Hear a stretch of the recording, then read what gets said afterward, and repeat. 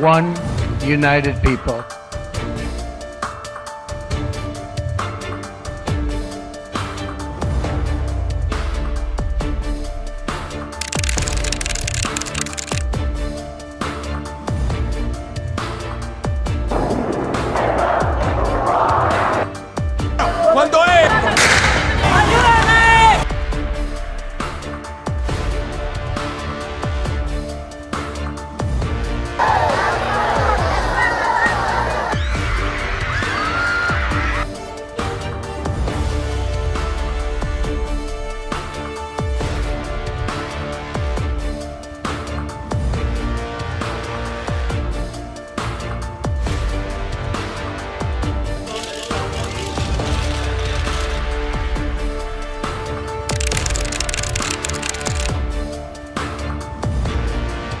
Good evening.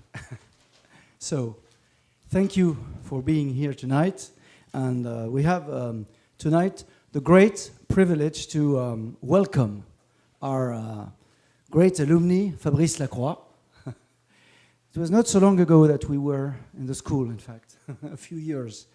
Fabrice LACROIX, as you know, is the managing director of Agence France Presse, one of the biggest world news agencies. So the first question I'm going to ask Fabrice is, do you really swear that you're going to tell us the truth and nothing but the truth? No fake news tonight? As is fashionable? So we have a very special role in the world of information. We only give real news. We fight against fake news, so I'll explain to you later, but yeah, just the truth. You have a great trademark, AFP, to really serious about the kind of news. Really, you have a great brand, by the way. We'll talk about this later. And we have also a good souvenir with AFP, because as you know, it was now 30 years ago, but when we launched in the school at ESCP Europe, Les Restos du Cœur, in fact, as students, I always remember the first transcript from AFP announcing it. And it was something very, because it said it was really well written, so we could show it to a lot of people and say that we were doing it for real and organizing it, and it was a great help, in fact. When it goes through AFP or any news agency, any major news agency, it becomes public. To most of the press, most of the editors, so it takes a different status. I'm Anne-Marie Matson, also from the ESCP Europe, and I have a question about American politics. You talked about real, verified information. What do you think about when you have a president like Donald Trump, who has been accused of so many lies? We can talk about the climate. We can also talk about Russia. So how do you handle real, verified information? That's my first question. My second question is, as a broadcaster, who do you prefer, CNN or Fox News? Are they both clients of AFP? You're trying to make me choose. I'll answer you, but I'll answer that second question as a citizen, not as a general manager. Okay. If you don't mind. I don't mind. For the first question, we're all facing the same difficulty. I mean, news agencies, but also editors, the New York Times, the Washington Post, everyone is facing the same craziness. Let's say so, because it resembles nothing we've known before. So of course, it's a bit hard to cope with. But we're doing our job. We're trying to do our job. We had interrogations about. Had we done our job before Trump was elected? We all had this interrogation, and we had a very long process that we shared with the main newspapers in the world, including New York Times, Washington Post, so all the greatest. And we thought we would build a platform about fake news, to try to have a defense against this kind of. But actually, the real issue is to try to have Trump supporters exposed to real news, because they read fake news, but they're looking for fake news. We have a problem. They're not coming to the editors. They're not reading the New York Times anymore. They're not listening to CNN anymore. They're listening to what they want to hear. That's another answer to the question of prescription that we were talking about earlier. They want to hear that. So our goal, but we cannot do it alone. We need the politicians to help us, the civil society. Our goal is to make these people come back to other sources of information.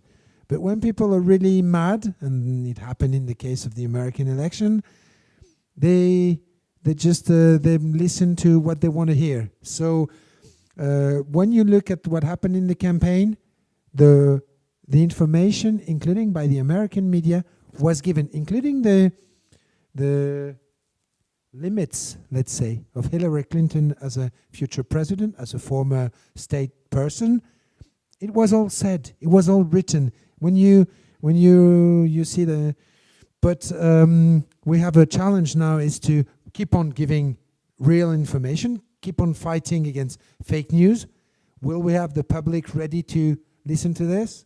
Those who read what we write, most of them are already ready to believe us. You see my point? So we have an issue finding a solution to this fracture. On the second point, we love all our clients. That's official. And as a French person and as a big defender of the public service of general interest, I'm a bit more fan of CNN than Fox News. Most welcome. See, there's another question there. Don't hesitate, because as you see, it's not only politically correct answers. And this one was easy. There's no langue de bois, as we say in France. Thank you. My name is Corentin Babot. I'm a student here. And I've always wanted, so for many reasons, and financially speaking, the fresher the information is for you, the better it is. And so beyond having journalists working on the spot, do you actually work with satellites and companies like Google, which has Google Earth, to follow up in real time on the situation in some countries like Ukraine? What we do is, that's a very good question. What we do is we're trying to use the social networks to understand where things are happening. I mean, we have a network all over the world which allows us to send some journalists to the spot of the event in less than 2 hours, almost everywhere in the world.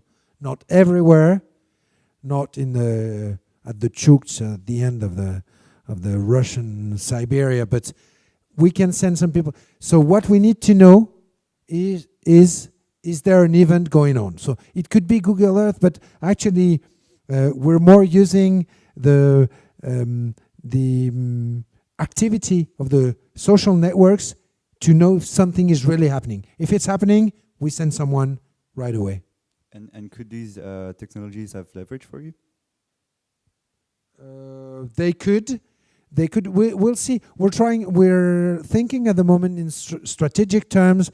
We're thinking, should we develop our own tools, or should we maybe through external growth, companies that work with these kind of tools, try to have our own companies who can help us be first on the information all the time.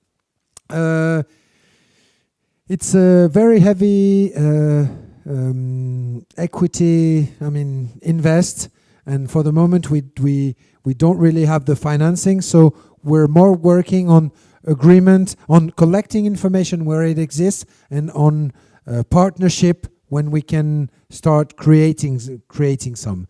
but we're at the very beginning of this. It's just the start. Okay, can I ask another question?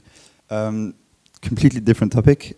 So from your personal path, I understood that you were from the positions that you had in the school, from your current position, I understand that you're good at people, and now I assume that most of your people they face great risks sometimes. Not most of them, but some of them. And also some work probably insanely long hours to follow up on the situation. So do you create or do you nurture a culture that has your people at heart? And how do you ensure that your people stay committed to your cause? It's incredible. The cause exists in itself. I don't know if any of you is a journalist or has worked in the media sector, in the press sector, but in some fields of journalism, and I'm not a journalist myself, although I've been interested in the sector for many, many years now, but they're dedicated.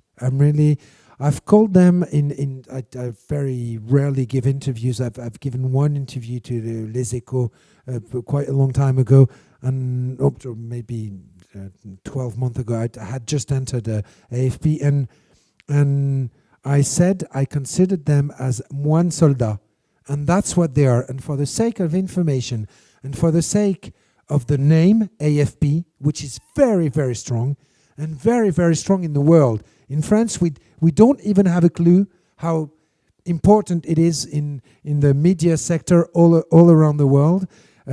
They're ready to fight almost, I'm exaggerating a bit, but almost to death.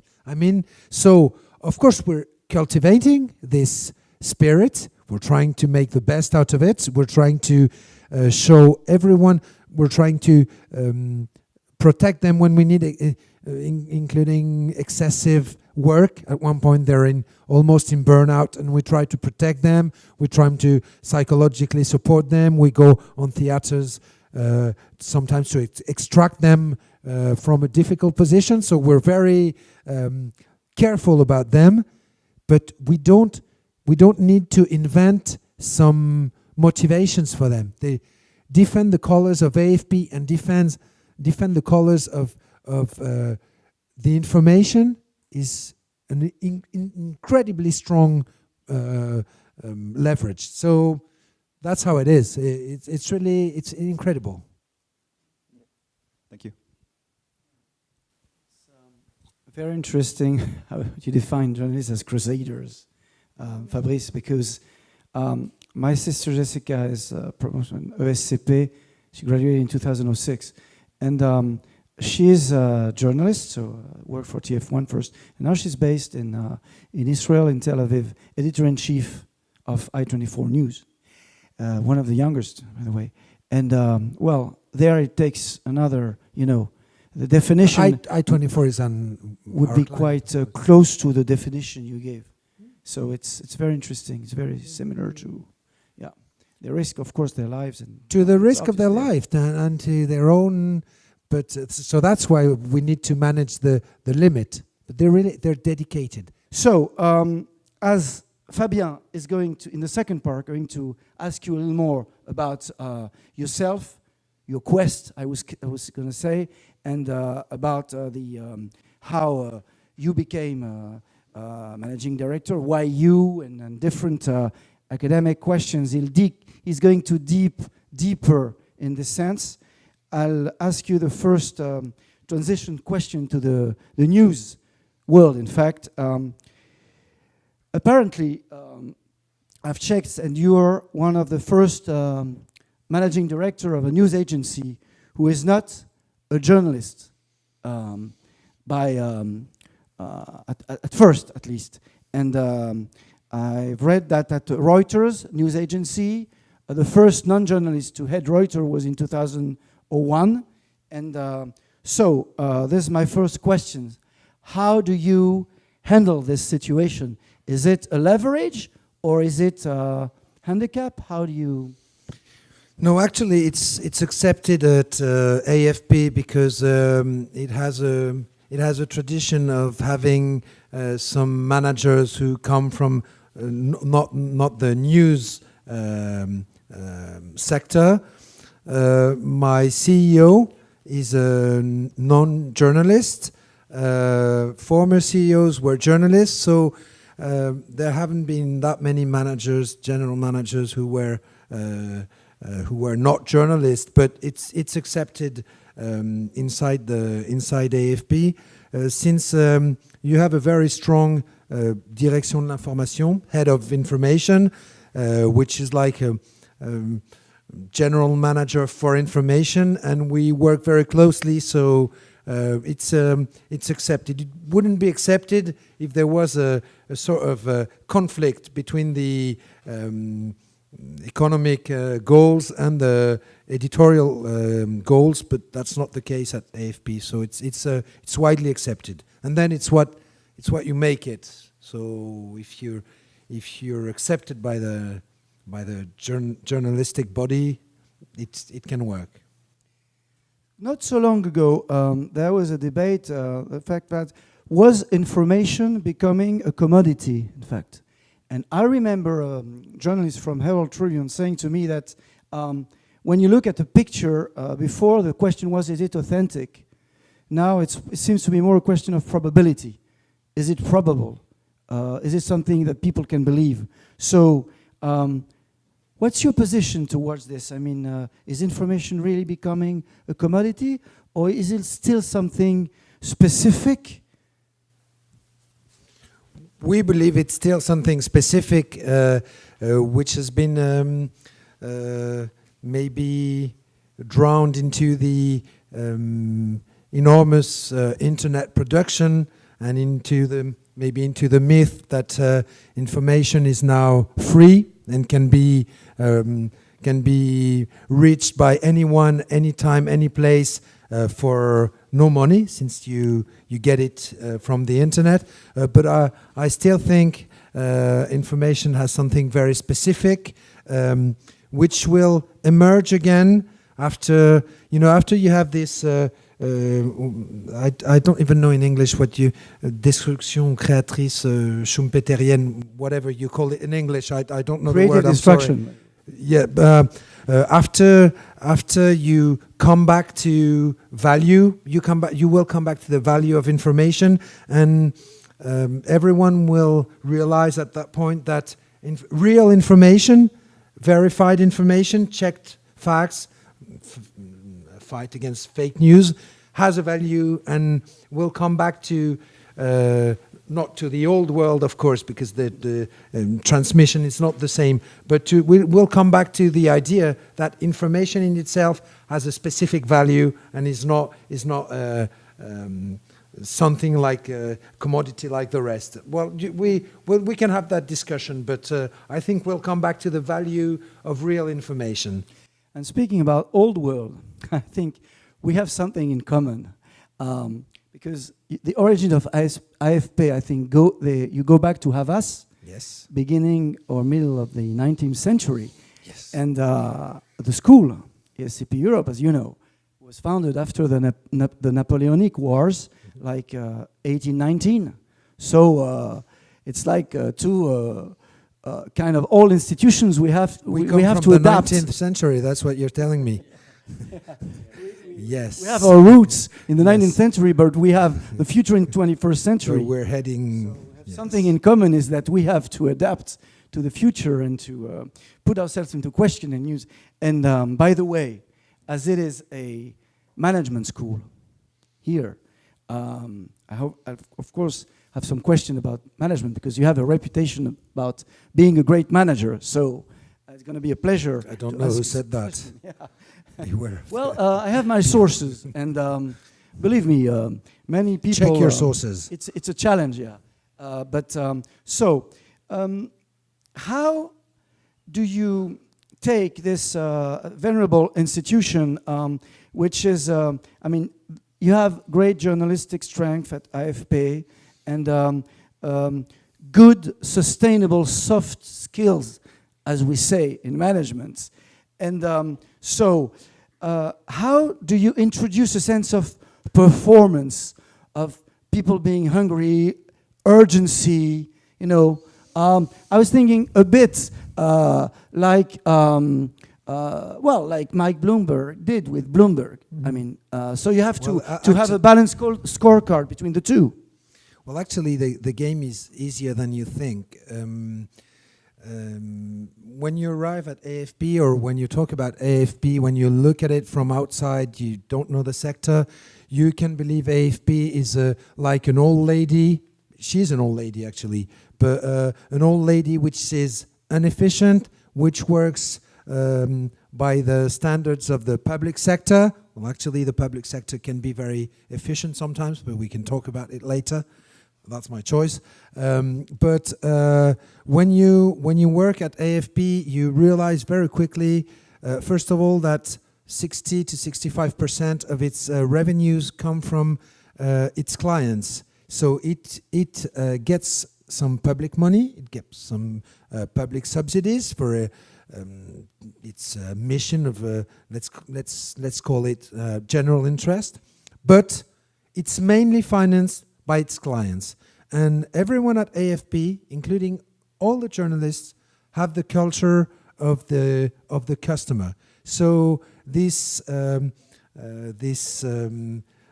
demand of performance is not very hard to reach with these employees, because they really they try to make their best to get the most clients and to have their clients satisfied all the time. And the second thing is that it's an international company. Unlike many French public bodies, it's very different. We have 200 offices in 150 countries. We have 18 nationalities. The rédacteur en chef in Paris is English, which no one would think from a French company, but that's the case. And most of the journalists have been traveling around in the network and have been facing very tough situations. They work in Venezuela, they work in Syria, they work in very tough theaters of operations, and their competing actors are CNN, Reuters, AP, and not just the neighbor here in Paris or in France. So they're really used to competition. And so that's not that complicated to talk about management, because they do it all the time. And by the way, you're an incredible survivor, because speaking about Reuters, in fact, it has been bought by Thomson not so long ago. And United Press International it was really difficult for them to survive. So what do you think is your most obvious competitive advantage, so that you were really able to survive, whereas others have kind of disappeared or merged? Or well, let's face it. We have three news agencies in the world, three main news agencies. You have other agencies which do some photos. You have Getty, for instance, which are mostly photos and videos. But you have three worldwide general agencies: Associated Press, Reuters, and AFP. And they all have a different model, but none of their economic model is sustainable without help from either Thomson for Reuters, the French government, the French state for AFP, or the association of the main American media for Associated Press. And all of them get some, at the same time, some revenues and some capital when they need it from their financing bodies, all of them, because the economic good, which is information, is very specific. It's very costly. You have a lot of direct costs all over the world, and the margins are very low. So the economic model is very weak. So you need some support. Reuters found it with Thomson. We found it with the French government. But it's for all of them, for all three, It's only a part of their financing. So they survived being helped, and we're being helped. Let's be honest, we're being helped by the French government and by the taxpayers. Let's say it. So after the specifics, we'll talk a little more about what internet, in fact, and digitalization changed really this field.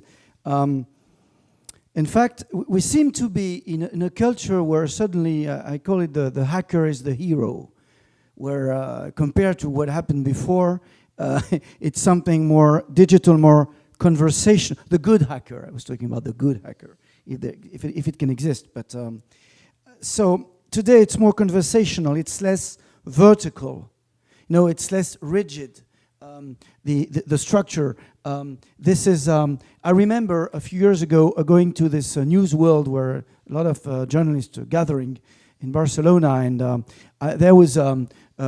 It was one of the first small cameras which enabled a journalist to make an interview very quickly. And somebody asked him, "Why did you want to start in this business?" And he said, "Because I was doing an internship, and suddenly I saw people coming out from the directory room and say, 'You do this, you do that, you do this, you do that.'" And the people said, "That's the job I want to do," very directive. So, but now it's more conversational. It's more with digitalization. It's more about. I don't know if you could. The ambiance of All the President's Men, this great movie with Dustin Hoffman and Robert Redford, is maybe less the case today. With everyone wants to be Woodward at AFP and in all news agencies.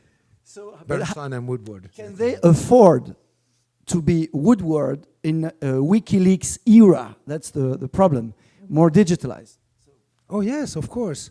Yes, of course. The way we're producing has changed, but the basis of the job has not changed. You have to check your sources, you have to verify information, you have to take the time to be sure that the information you're giving is right. We faced an industrial incident, let's say, can we say industrial incident, industrial accident. When we announced Martin Bouygues was dead, we all French people have this in mind. Maybe foreigners forgot it, which is good for us.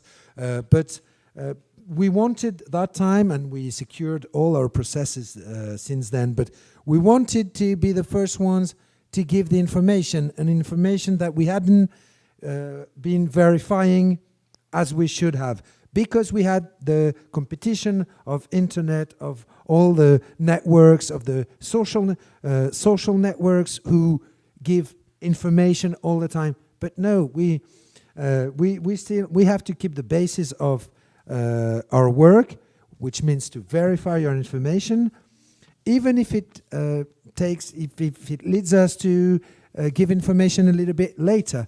But all the press, I don't know what you know about AFP, but we just do B2B. We sell to media, to broadcasters, to newspapers. They are our clients. We're trying to diversify today, but that's who we sell to. And today, let's say in France, 90% of the press waits for AFP posts before they give main information. They want to be sure, and they ask us, they call us all the time, and they say, "Do you confirm? Does AFP confirm? Does AFP confirm? Or does Reuters confirm?" And until we have confirmed the information, the editors, the press, even the internet sites, at least those who are serious, hesitate to give the information. So yes, it has changed in terms of producing. We have to be lighter, we have to be more mobile, we have to be agile, clearly. We have to use what we gather on the social networks. We have to use the UGCs, and we have to make it, how could I say, make it add to the information we have and we treat as a source, as another source. But the basics of the job hasn't changed, I think. Because, well, there's the editorial part, of course, the business part, the technology part, but now there also seems to be an importance about the design. Also, we speak about the consumer experience, the consumer experience, the brand loyalty, and all of this is creating something, maybe a new dimension. Yeah, it is. It is. We're also working on design. We're also trying to build our strategy for mobiles. We all know that the ways of consumption have changed massively. We come from AFP posts, which were a text, very arid text, no images, and now we have pictures. Of course, we've been having pictures for 30 years, and we have videos, and now we have to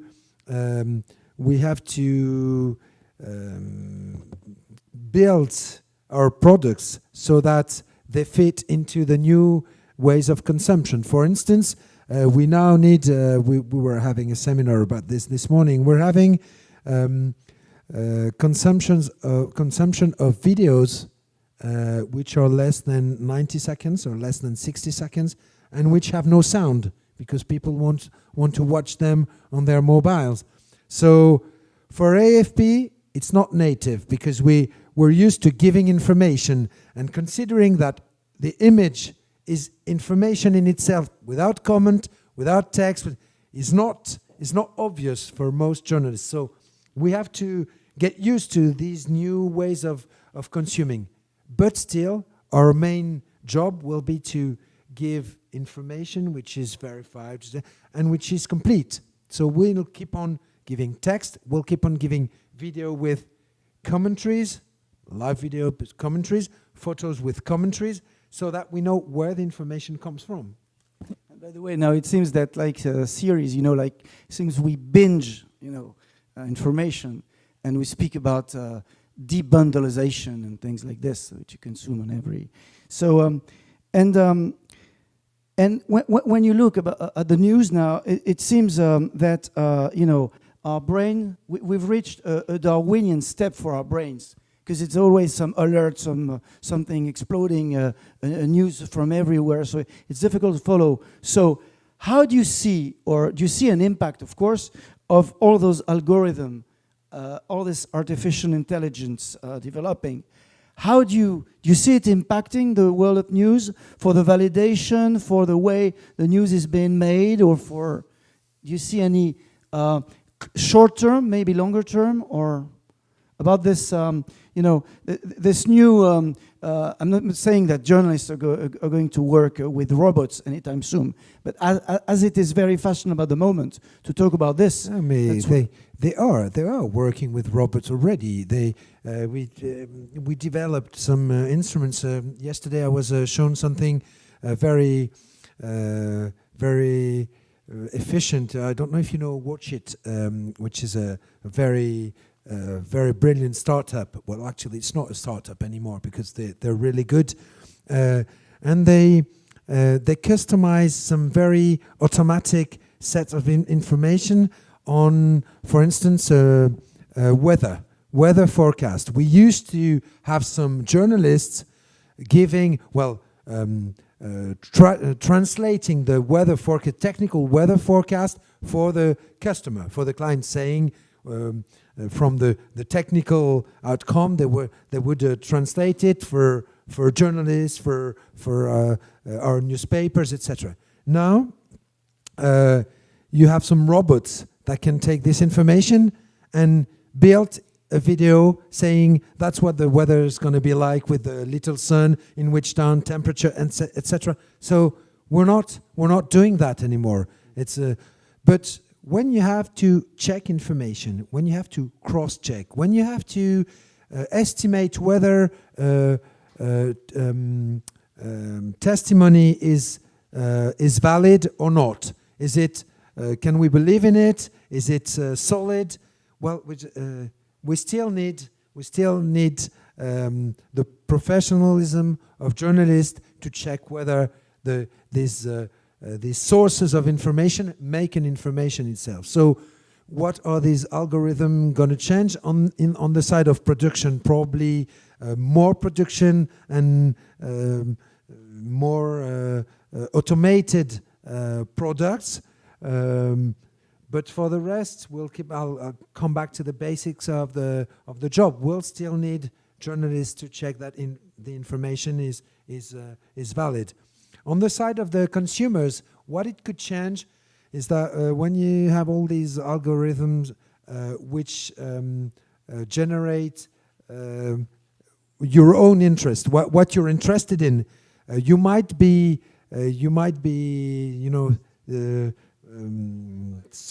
biased and maybe locked in information. You've looked at something, you're interested in it, then you're being proposed only this type of information, and at the end you're just locked into a scheme of information which is not very wide.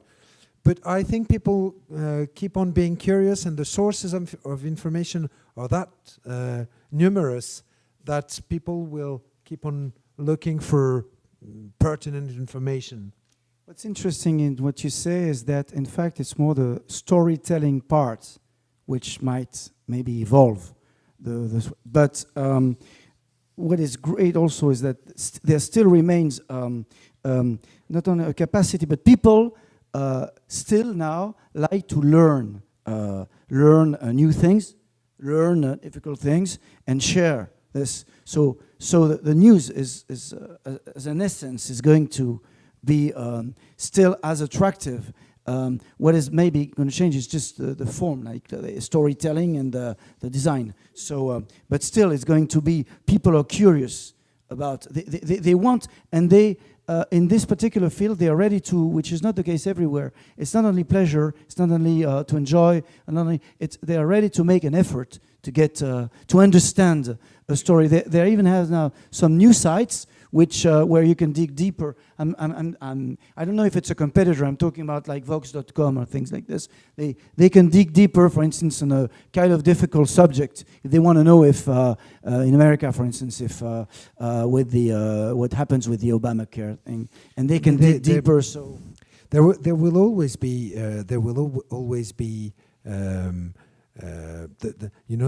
the rhythm of information. I mean, for us, we're at the source of information. We're on the production chain of information. We're on top of editors, and then editors talk to customers and talk to the greater world. But you'll always have this moment of you don't know the information, and then the next second, you know the information. Economically, it's quite interesting as a good, because just before you know an information, it has an infinite value economically. And at the second it's known by the greater public, well, it has no value because it's known by everyone, it's shared by everyone. So what we can sell, and our role will remain, I believe, for that, is the information all the time. Abonnement, I'm sorry, the world is just subscription, thank you. Subscription for information. And people will still need, our clients, but people will still need to have the verified information, secure information first. They will want it. They're looking for, of course they're looking at all the news on the social networks. But at one point, they want some real information, and there will still be a grid for real information. So I believe our role on the chain of production of information will remain. After that, for the sector itself, for the editors, for those who take our information and transform it towards the customers, situation is very difficult. And since it's difficult for them, it's difficult for us, because their economic model has completely changed. I was thinking about the matrix of Porter.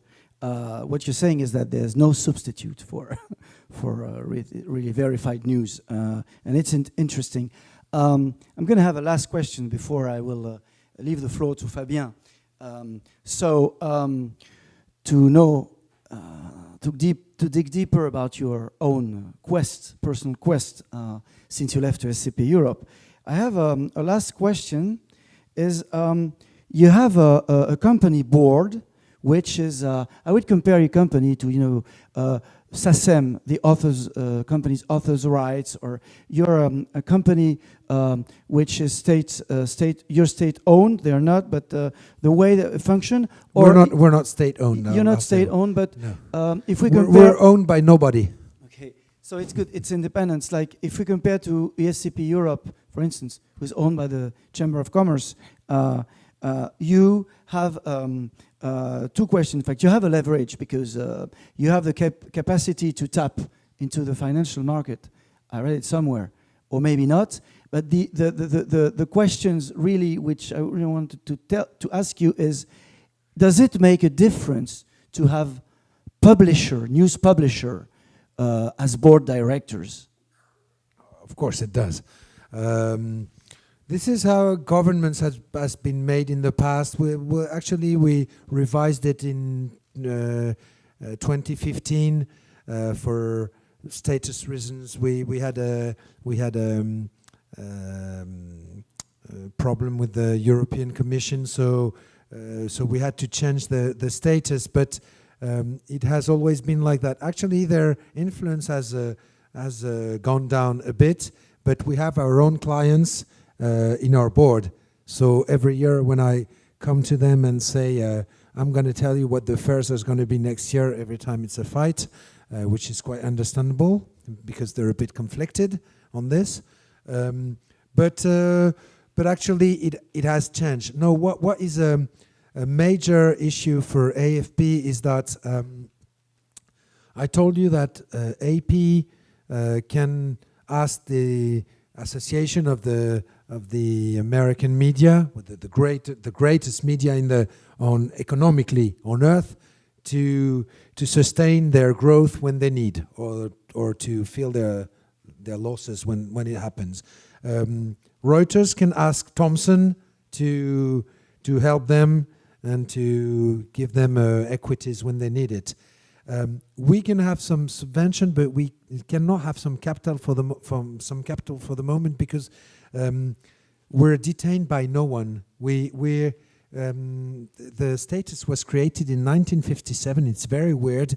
It was written by a certain François Mitterrand when he was Minister of Justice, and he decided, he liked AFP a lot. He decided that it would be independent from economic powers, private actors, and it would be independent from the public sector. Independent means it has no capital. It's owned by no one. So the state gives some money to AFP for its current activity, but it cannot help in capital when we need some capital, and when we face some restructuration costs or so. So it's a bit weird, but we're like suspended with no one on top of us for the moment. AFP, you feel this soul. They will get the information on 13th of November when there were the murders in Paris. All the services of AFP, including journalists who had nothing to do with the police, justice,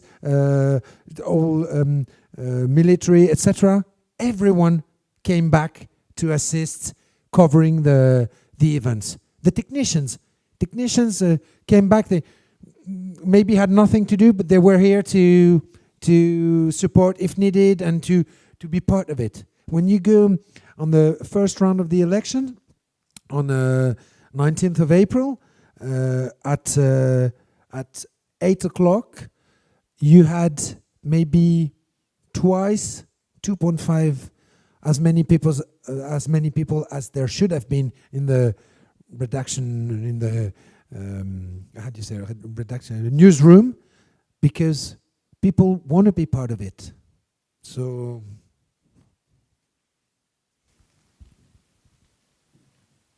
I hope you'll be wanting to work at AFP later. Christine Morel-Maroger. I wanted to know what specific reflections, debates, and decisions take place in this about broadcasting information or not in this particular period of time, when with the ever-growing, terrorist threat and attacks. Very, very strong debates. Very strong debate. Have you anything to do? I'm sorry if I have a personal question. Have you anything to do with my friend Olivier Morel-Maroger? Okay, are you his sister? I'm very pleased to meet you. He was a very nice colleague when I worked at Radio France. We have this debate all the time. Well, actually, since AFP developed a very strong photography service, the question has been raised. We try to always put it into context, to put it back in the context, to explain and to select pictures that are not outrageous to people, that are not too shocking. But what is too shocking? Do you remember that picture that was so strong for the European, with the young kid lying on the beach? So do you need to have blood to consider that picture is shocking? On the text, it's a bit different. When you put words on it, you can explain almost everything you want. But when you have pictures, so photo and video, you have the subject, the debate all the time. I'm quite proud to say that we don't need to put some gore pictures to sell some very bloody and excessive pictures to our customers for them to illustrate their editions.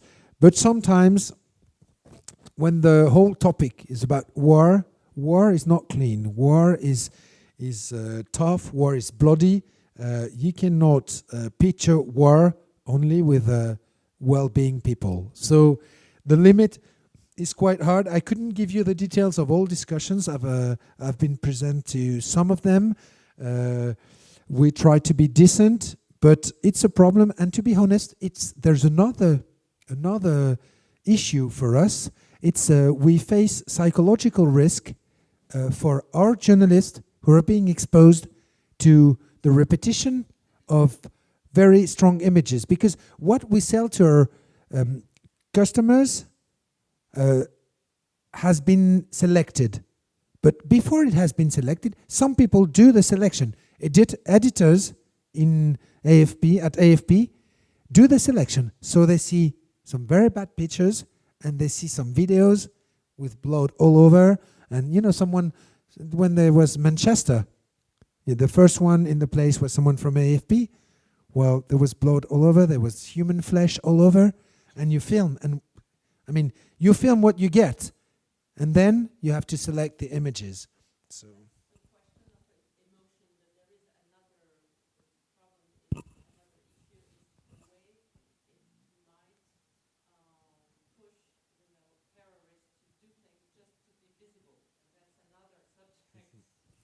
We, to be honest, and not to be coward, but to be honest on the chain of information, we're very exposed because we're at the base and we're the first chain of information. But we're protected because we're not the last chain. We're not talking to you directly, and we leave editors with this kind of issues. Well, actually, since we feel very responsible about what's happening on the topics of information, of course, if we're given it on the subscription, they might be able to take it, so we feel responsible. But the main question is on their behalf, because they see the picture. Do they take the responsibility to edit the picture when they know that it might be used And the question has been raised, in with Charlie in January 2015. That was live because I don't know if you remember, but BFM called one of the terrorists inside the factory in what was the villages in Damary-les-Lys, which was a major concern for the military and interior forces, and which was a major risk for the hostages. So we daily have to raise the question: should we or should we not give this piece of information? And at the same time, it's our job. So we can give the information without giving it too much brightness. I don't know how to say, but it's it's a tough. They're looking for this. So what is interesting is that the conference before was with an army commander, management under the flag, previous CEO studio. So the answers are at the intersection of those two conferences. Before I go to the next questions, it's important to define, now we have a lot of elements to define your leadership and your leadership style for our CEO studio. And listening to you, you have a mix of strategic intuition, I would say, and on the other hand, rational management. So as you like sports, as you're a great sports fan, and not only fan, you do sports yourself, and you're good at it. So one of the great football coach from Manchester United, Alex Ferguson, said that, you have to constantly... Sir. Yeah, sir. So now he's been anointed, yeah. Constantly adapt to the terrain, match the message to the moment, things like never ever cede control, or maybe find the right mix. Start with the foundation, with the team building, with new players and old players. So how would you react to that, defining your personal leadership style, Fabrice? Oh, I don't know. I would not match with Sir Alex Ferguson. Sir Fabrice Lacroix, one of these. No. We're very, very far from it. My track record is to, but I think there are some pictures of what I did in this school, and I will never be a sir. To be honest, it's really hard to define your own type of management. You do it. There's something there. What you've learned, something very rational. There's something there. There are your convictions, and there's a part which is quite intuitive. And sometimes you're right, sometimes you fail. Even Sir Ferguson knows that sometimes you can be the best coach in the world. I'm going to give you another Premier League example. You can be Arsène Wenger, which is probably one of the best coaches in the world of football. It's not my sport, and at one point he's not listened to by his troops, which is the case at the moment. We don't know why. His speech has not changed. He's still one of the best coaches of all times, but it doesn't work anymore. And sometimes you don't know why. So I don't know. There is something. I believe a lot in human relations. So I try to create link with people I'm working with. Not familiarity, just create link. Sometimes it works, and when it works, and at the moment it works, it's great because you feel that you can lead people to go beyond themselves. And sometimes, at one point, it's not working anymore. And to be honest with you, there were times when it happened to me, when I felt, because maybe I was tired or because the whole team was tired, my speech didn't go through the same way it went through at the beginning. So if you want me to give you the secret, I'm sorry, but I don't have it. The secret formula. So... There's the lady just in front of you who's asking for a question as well. She's been asking for a while. he was not seeing you. Sorry, just a very quick question. Thank you for your presentation. I was just wondering, when, for example, you have a scene, something happening, and you have citizens there, they can take pictures or videos, and you're interested in taking and using this media content for the AFP, what happens? Do you credit them, or do you, what kind of reward? We do it now. We have built with a partner that also answers to your part of your question before, a little system which spots the interesting pictures on the social networks, and we try to be the first ones to send a message to the person who edited the picture to ask them, is that your picture? Can we use it? Do you give us credit? Can we use it for free?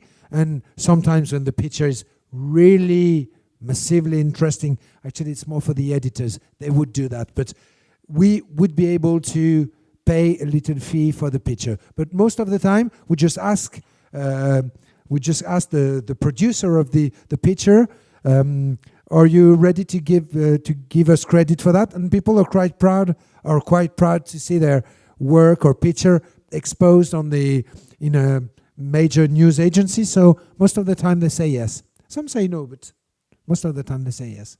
So yes, we try to industrialize this so that we get the best pictures and the first pictures, but we have to be very careful about it, because the how would I say, the genuine genuine character of the picture has to be checked. And when you're on the social networks, you're not sure. It happened to Reuters, who recently published a fake picture of the when there was the moon, whatever it was called, eclipse. But there were fantastic pictures, but one of them was incredible, magnificent, but it was not a real picture. And Reuters took it from the social networks and was it makes it harder to check the information. And then, sorry, Alexandre, and then there's someone there who. Thank you for your presentation. I graduated from USP, from Master of Communication and Marketing and Communication. And I'm very moved about the fact that your journalists have a kind of pride, I would say ethics. And I know that in French has always exception. So I would say maybe their pride, the soft power, French soft power is very high and strong. So I just wanted to know, well, if this pride, this attachment to the French, maybe the French culture goes very back to maybe le droit de l'homme, or the country who established this way of thinking. I just wanted to know. And this is one question. And the second question, I'm sorry. And well, I know that you translate in many languages. Who translate and how they are recruited? Because I'm a student again at l'École supérieure d'interprète de traducteur. So I just wanted to know for my friend, because since I'm Japanese, I'm not sure if there is any chance to translate for you. But anyway, I just as information who translate. It's very important also because you have pictures, you have also information, but to translate very correctly, very precisely. I don't know, in many languages, it's a kind of big job. Yes. So thank you very much. Thank you for these questions. On the first one, there probably is a French touch, let's say, and there's a pride to, in Latin America, I'm going to show off because I never travel, almost never, but I went to Rio very recently, so I'm quite proud. I went to a very long business trip, went to Rio and Montevideo and Buenos Aires, and in Latin America, they don't call it AFP, they call it La France Presse. That's what this is. They say it like this: La France Presse. Oh yeah, trabajas por La France Presse, and which is quite funny.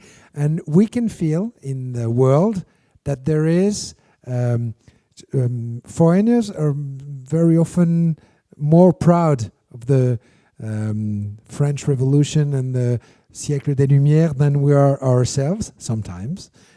Maybe I'm talking to some foreigners who can also acknowledge that. And it's quite true that there is something about the history of the agency. After that, as I said, we have 80 nationalities. They have their own cultures. What is true is that AFP is appreciated for having a tone which is a bit different from the Anglo-Saxon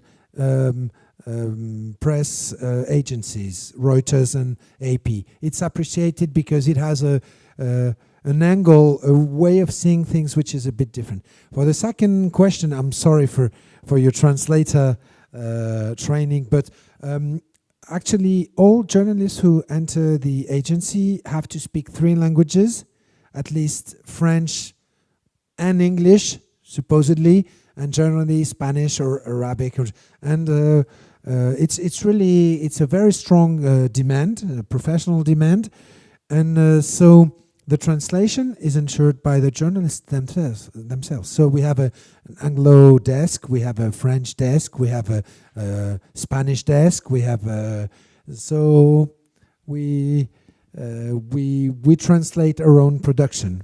I'm going to leave the floor to our, I was going to say, knowledge manager and faculty doctor, Fabien de Geuser. How do you become? It's okay. How do you become a top manager? And then what are the specificities of the real work of a top manager, and more specifically in your kind of company, which is what we call here in universities like this one, professional firms.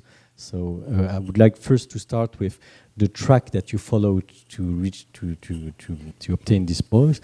So would you mind first perhaps summarizing what you did before this position, start with your education, and some questions about what you have learned in this track and what we can generalize from this. Okay, so I start with ESCP, I guess. I was here. I lived here 4, because there was this alternance thing. 4 very happy years between 91 and 1995. I studied a bit and I played a lot of rugby. I'd like to say a word. I don't know when I was going to say it, but the alumni from ESCP at rugby just won the French championship of the French corporate championship, which has never happened in history, and which nobody, even in their team, ever dreamt of. So it just happened 10 days ago, I wanted to say. So I played a lot of rugby with them at the time. I'm not playing anymore. Studied a bit already when I was here in public management, over public management issues. There was a major which was called public management, by the way. I don't know if it still exists, but and I worked for public bodies, SNCF at l'époque, French Railways. I worked for, well, not a public body, but just former public body, which was Renault. Renault had just been privatized in 95, but it was still almost in the public sector. I worked abroad for 2 or 3 years, and then I came back from Moscow, where I lived 2 years working for Renault, and I thought I really want to work in the public sector, and I asked some advice, and I was advised to prepare les concours administratifs, ENA and diplomacy and all this. So I went to Sciences Po and prepared all this, and I was lucky enough to go through the exam of ENA, and then I went to the Ministry of Finance, where I worked for 4 years on the railway sector, and then just by coincidence, in 2005 or 6, I was called to work over finance issues in a media public group, which was Radio France. So I'm not originally a media person, but I just through my finance skills or supposed skills, I don't know if anyone would say that outside of this room, but I came into the media sector and I almost never left it. So I worked several years for Radio France, a little bit at the Grand Palais for 2 years with the former chairman of Radio France, then came back to France Télévisions for 4 years, very, very tough company. And then after I left France Télévisions, I stayed a bit with the new chairman, which is Delphine Ernotte. I stayed like 1 more year.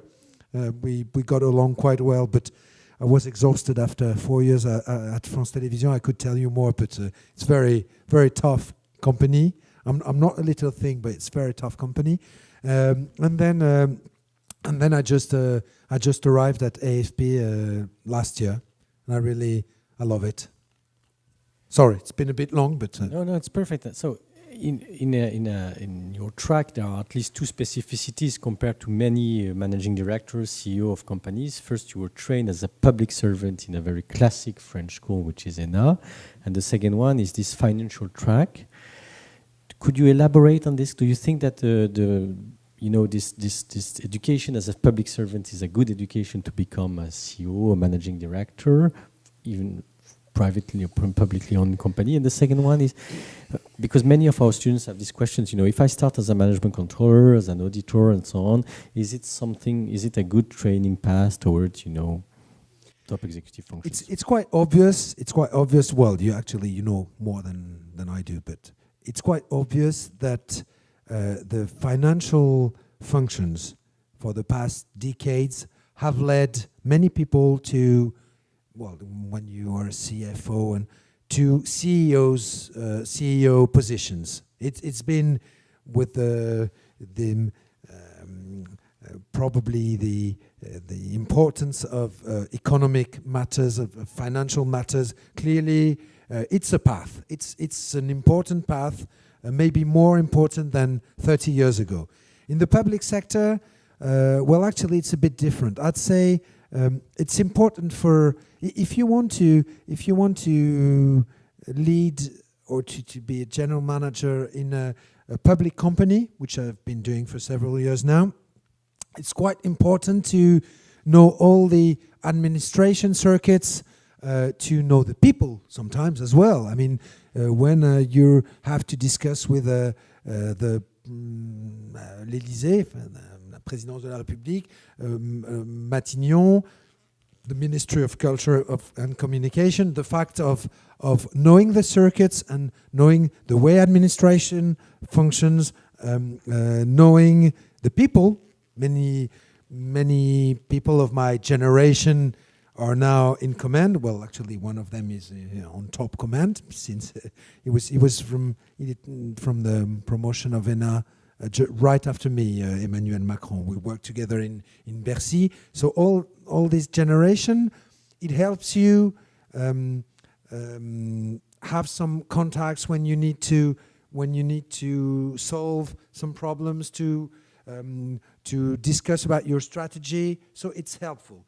But as far as I'm concerned, for managing these companies, what I've learned in ESCP has been much more useful than what I learned in ENA. And actually, my first boss in a public company who was Jean-Paul Cluzel, who was a very un grand commis de l'État, as says a French expression, a really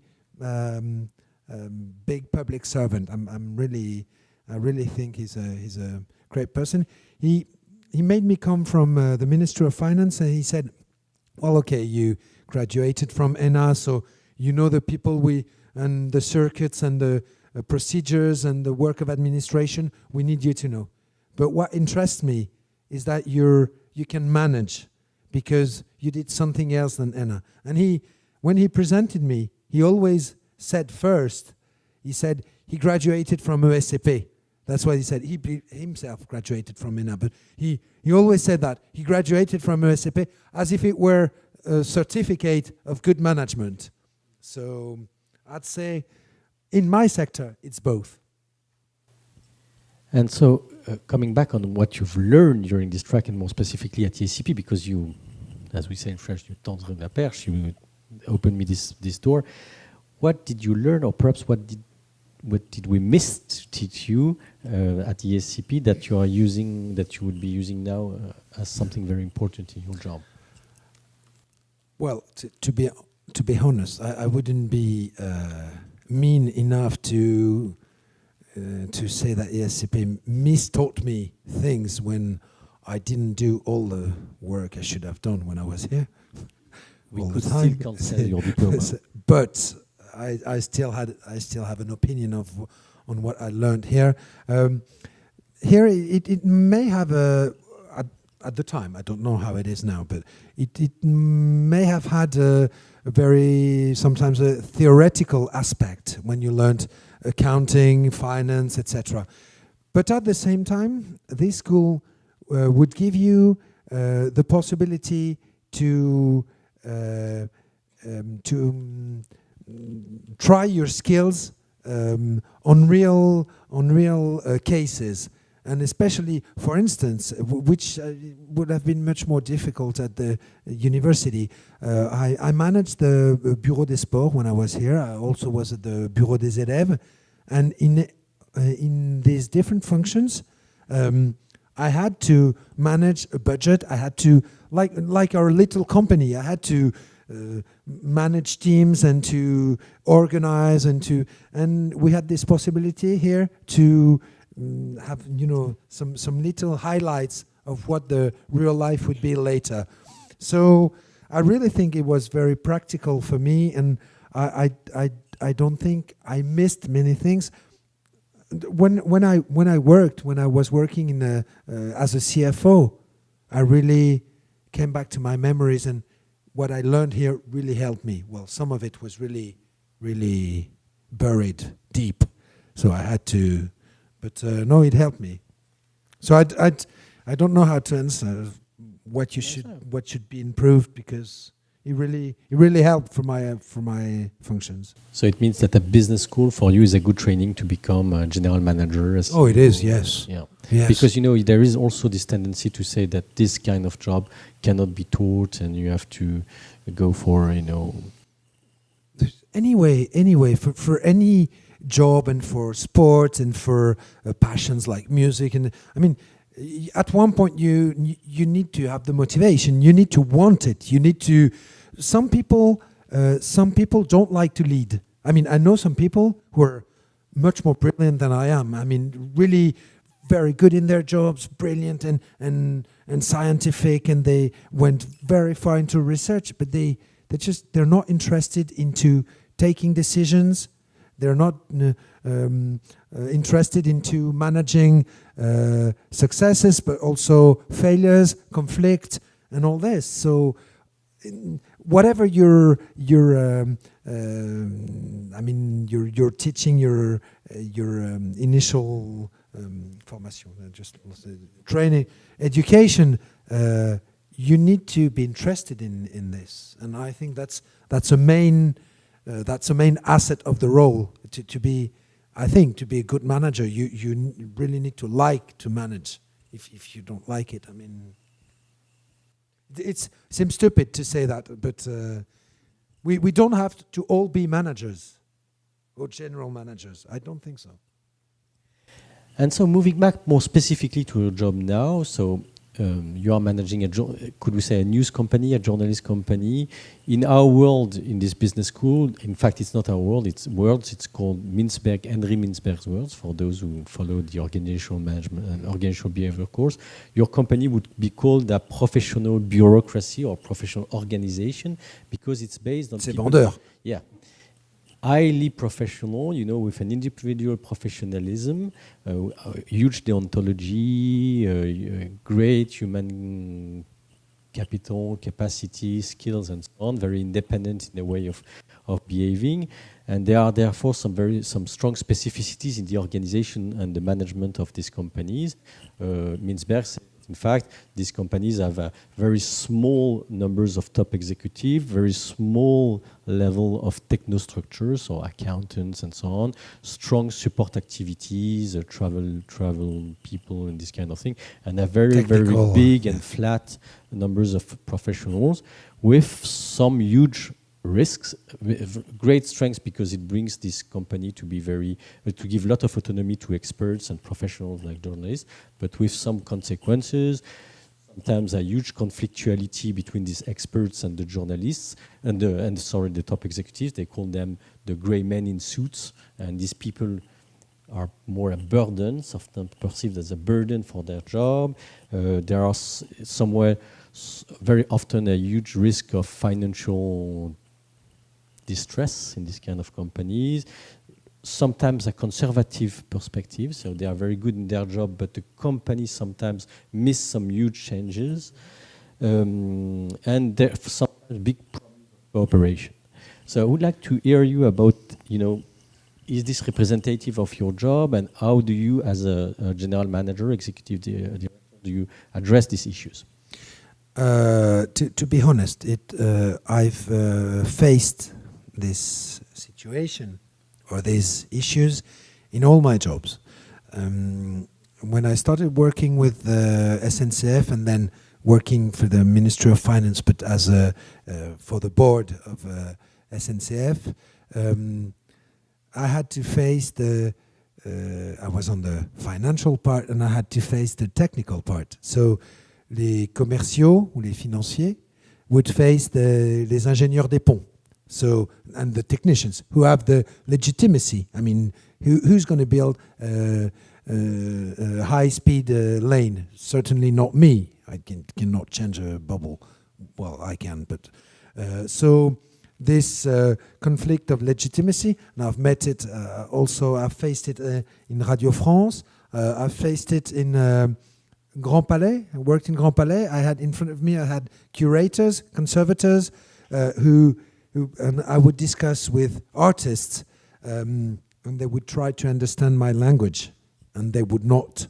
Well, actually, they would say they would not, and I would try to understand their options, and sometimes it's complicated. And the same principle exists at AFP. But actually, to be honest, first of all, your own equation. I mean, the way you deal with these things, the way you deal with trying to understand their job, what they're doing, trying to help them to do their job. After a while, you get, in general, if you do it well, you get the legitimacy, and they accept to talk to you, and they accept you in their circle, but with your issues and with your concerns. They know that I am the one who says no. I'm sometimes le con qui dit non. That's my job sometimes. Sorry for the word. But they accept it. They accept it. If you explain why, if you explain what you're doing, and if you share the goal with all the social body, they accept it. Because they know you're trying to make the company work. And at AFP, there is something special. They're not adverse to change, to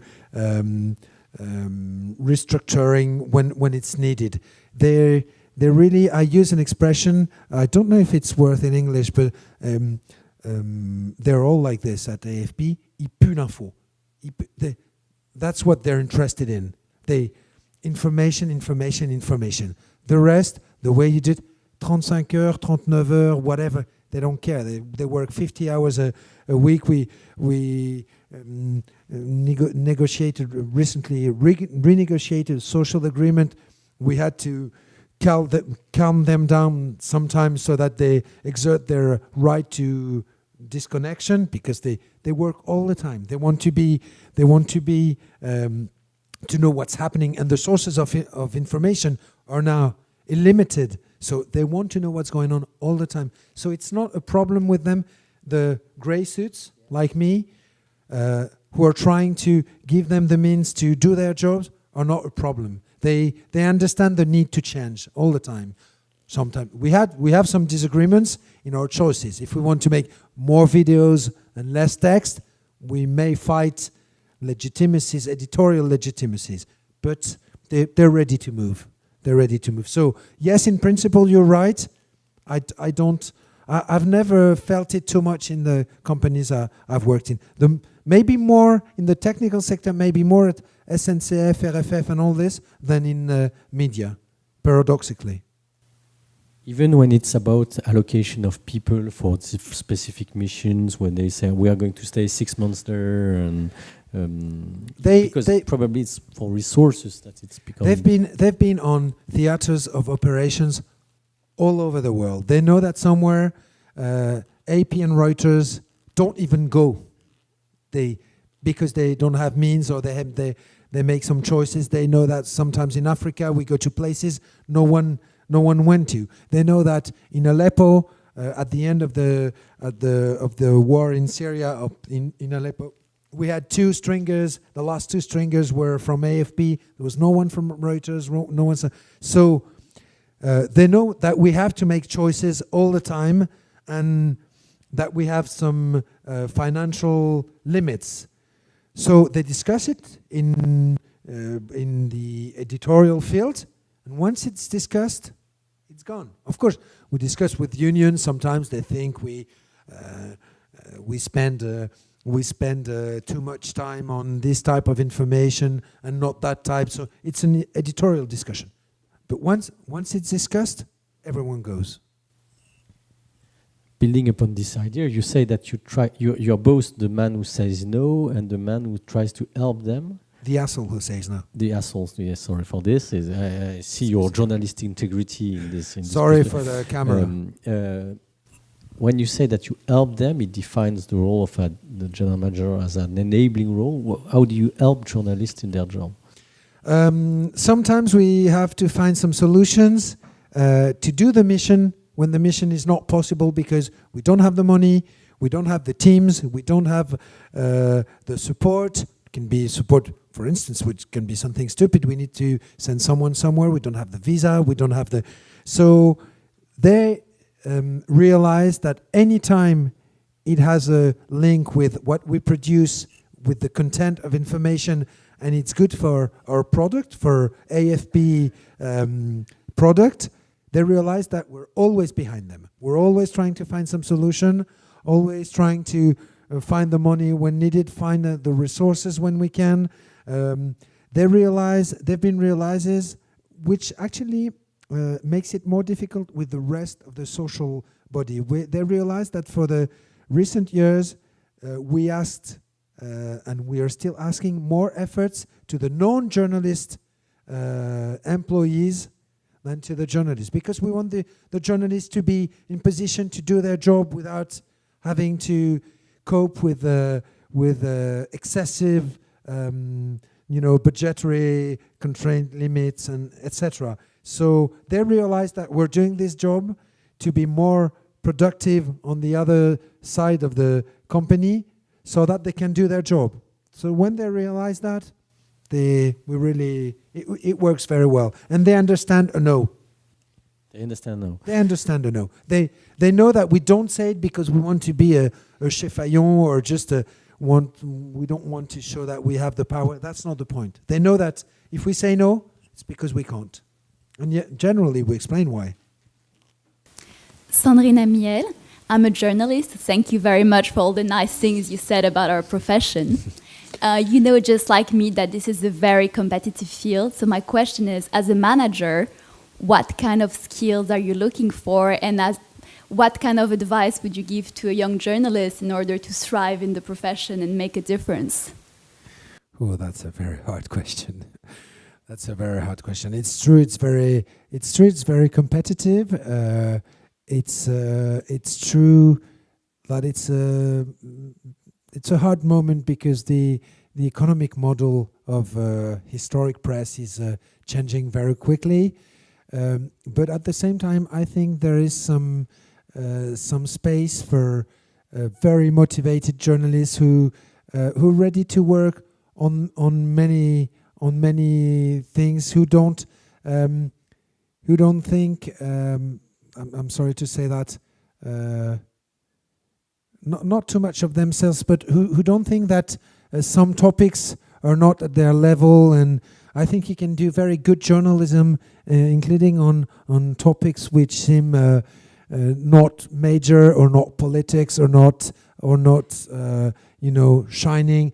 And I think the more you work, the more the market realizes that you work on your CV first, but also you get to know people. And the selection of quality really makes a difference. I mean, if you're good, if you're working hard, and if you're good, I'm not trying to sell an American dream or whatever. There's some good journalists who are sometimes having a hard time because the economic situation is tough. Let's be clear about that. But the best, they really go through. And we always need a new eye in journalism, a newsroom who doesn't change, who doesn't integrate younger profiles, really dies. I've seen it in some companies where I've been. I won't say in which newsrooms, but you really need to have some. So we will always get them. So I would say try on different type of journalism. I don't know. Do you have a specialty? Do you have economics?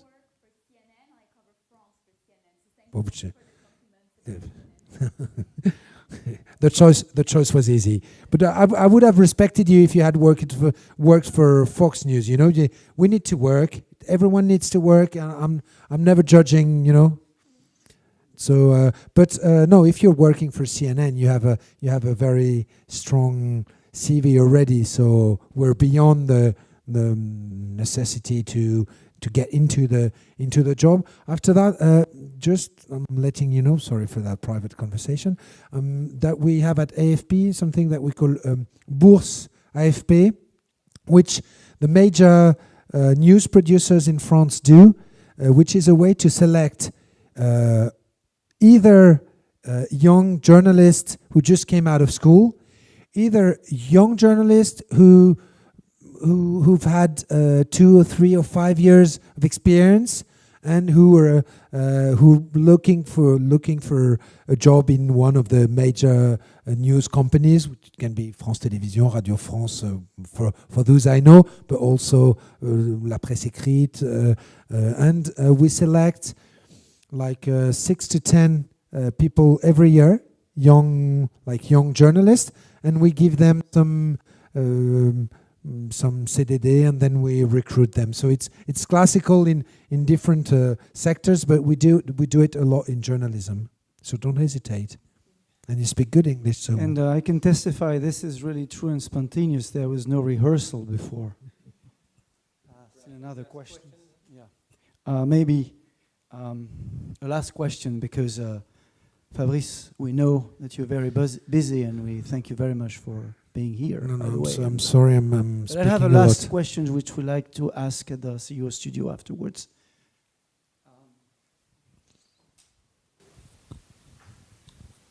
Good evening, my name is Jerome. I'm a young French individual. I insist on young, and I'm glad the previous question was asked. Mine will be more general than on journalism. Even though I read journals on a regular basis, I want to find out what is the particular event that made you realize that you were aiming at a CEO position rather than a normal position. Like you said before, no one is aimed at being a top manager in his life. I might not be. As soon as I'm happy, I'll be fine. But I want to find out if there is something specific in your life that made you realize, not specifically at AFP, but that you were aiming at a top position. This will not be an AFP answer. I'm sorry to bother you with my sport, but I've been playing rugby for 30 years, so it built my personality. And I think that when I was playing rugby, I really enjoyed leading the team. So I've been a captain to many of my teams, and I really enjoyed taking the lead. And I don't think there's probably some whatever you call it, egocentrism or narcissism or whatever. But I really I didn't mean to dominate on people, and actually that's not the way my management works. But I really enjoyed very early. I really enjoyed to lead, and I really enjoyed the collective adventures. I really liked it. And when it works, it's really. I mean, you can't find a better satisfaction than the ones that you have collectively. I believe. You nothing against the lonely pleasures, but really, I think that when you do it all together, it's something stronger. So I think it comes from very far. And after that, I had the chance in life to have some responsibilities and positions that made me decide. And when I saw some people, including some brilliant guys who hated to decide. Let's face it, who were really uncomfortable when they didn't know the exact right answer. Sometimes people think that when you have to decide between one good solution and a bad solution. The reality of managing at this function, at this level, is that you have to choose between a solution that you don't know if it's very good and another solution that you're not sure that it's bad or good. That's what you're doing all the time. So you have to decide in a world of uncertainty. That's what's hard in managing, I believe. Not when you have to do the choice, which is very simple. When you have to choose between solutions, you're not sure either is going to work. And I've always loved it. So you try it, you take the risk, you take the responsibility, and I really enjoy it. So I think that's what it came from, but maybe there's some things I'm not saying. So Fabrice, it will be our last question, which we like to ask at our CEO studio is, 5 to 10 years from now, I mean, you're making it clear now that what makes you unique, we have a sense of it, and you're building a truly significant central news agency for the digital age. But 5 to 10 years from now, how do you see AFP and how do you see yourself? I'm always saying, which as I was telling you, we had a seminar with the managing directors, with all the directors today. I want AFP to become the leading news agency. So in the world. So they're all looking at me and saying, "Oh, AP writers, they're bigger and they have more means." And if you don't dream, I think all athletes, all musicians, all champions, at one point dreamt of something which was not reachable. And I really want people in AFP, and some of them are in this state of mind, I want them to dream of something which is not conceivable at the moment, which cannot be reached. And be the first news agency at the moment. Let's face it, when I'm saying we're one of the 3 top news agencies, it's because we're the 3rd, of course. Because if we were second, I would say one of the top 2. And we're far behind for the moment. Not that far behind, but not in a position where we can be first. So what I would like to infuse in the AFP culture is let's dream of being first one day. We'll be first. On va aller taper AP et Reuters un jour. We don't know when, but in 5-10 years we can do it. And sometimes they look at you thinking he's been drinking or taking substances, and sometimes they think, pas con comme rêve. Il y a un truc. As for myself, I'm going to disappoint you totally. I would love to open a bar in the South Coast which would be, I'm working on a concept, I've been working on it for many years, but I don't know how I can, which would be like a cultural bar, well, with several spaces. There would be, of course, some place where you drink and you party and you dance, and probably several spaces of music, but also a place where you can watch movies. You can, including some cinéma d'auteur and all this. Not like Silencio, but you know Silencio? It's, well, something like this, but also some exhibition space where you can have some. Why should you always watch the painting exhibitions at the Grand Palais when you can watch it by the sea in south of France, close to Nice or Cannes or whatever? So I'm working on the concept, and within 10 years I'll tell you if I'm able to do that. I will need my kids to be safe before I do that, but because I'm not sure I'm going to get a lot of money out of it. So thank you, Fabrice. It's a great inspiration, and also for ESCP, gives us some ambition to be become a European Stanford. ESCP first too give us some. So thank you for your presence, for your leadership presence, and thank you all for being present. Thank you all. We've had, I think, very good exchanges tonight, and we've built on this notion. And thank you for this. Thank really, you for your invitation, and thank you for your questions. Experience behind the headlines, and you still have some. You're still leaving us with some secrets with you, but we won't insist. We have to leave it for next time. Okay, thank you very much for this.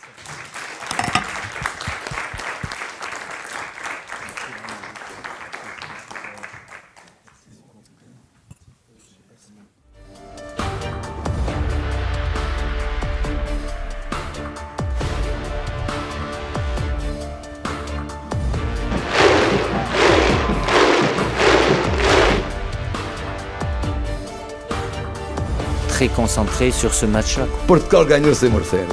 Espetáculo.